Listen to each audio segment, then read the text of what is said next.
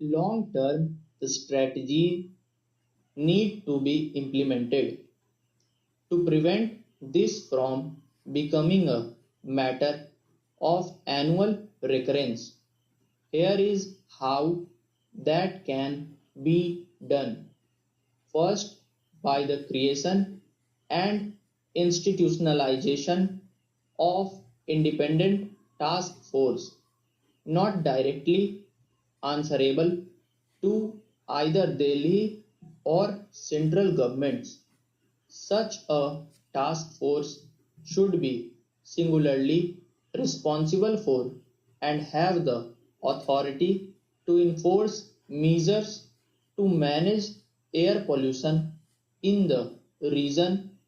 Policy makers often tend to pass the buck on to each other when they are not directly responsible for a project or have interlayered responsibilities. Assigning a single manager responsible for a clear action item drastically improves execution. Second, we need to fundamentally prioritize clean air as a basic human right. To do this, the Swachh Bharat Abhiyan should incorporate clean air as one of its core tenets. A budget for clean air programs should be allocated from the receipts collected from the Swachh Bharat tax. That money should be used to improve vehicle emission standards, subsidize alternatives to fuel wood, and subsidize effective crop burning techniques in North Indian states.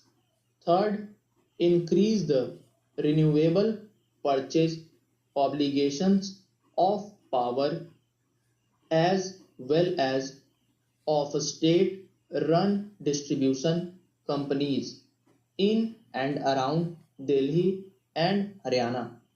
Such increases in obligations combined with the growth of renewable energy sources will phase out dependence on coal in the region.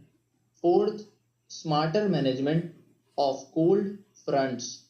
While we cannot control cold fronts per se, we can control the activities that reduce the intensity of pollution during these periods. Reduction in construction activity odd even, for example, during the winters can reduce the concentration on PM 2.5. Newspapers from around the world, from the Washington Post, Wall Street Journal, and the New York Times to the Korean Herald and the Daily Mail, have taken notice and highlighted the severity of the problem here in India. Thousands of citizens on Twitter have shared as many dreadful visuals of the reality of the pollution and trended Delhi smog on the social media website for days. The negative publicity has certainly dulled our ability to attract foreign investment, foreigners, non-resident Indians, and out-of-state Indian talent to the region.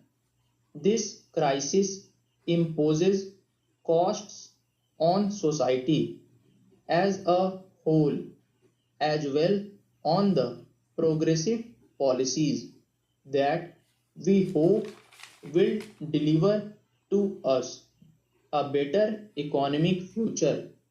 At the base level, the state needs to provide the most basic of human rights, clean air to breathe. Without this, the economic development vision will not have much meaning to the people of the country. The state should make clear policy in this regard to safeguard the health of the people at the earliest possible time. Para. Subscribe the channel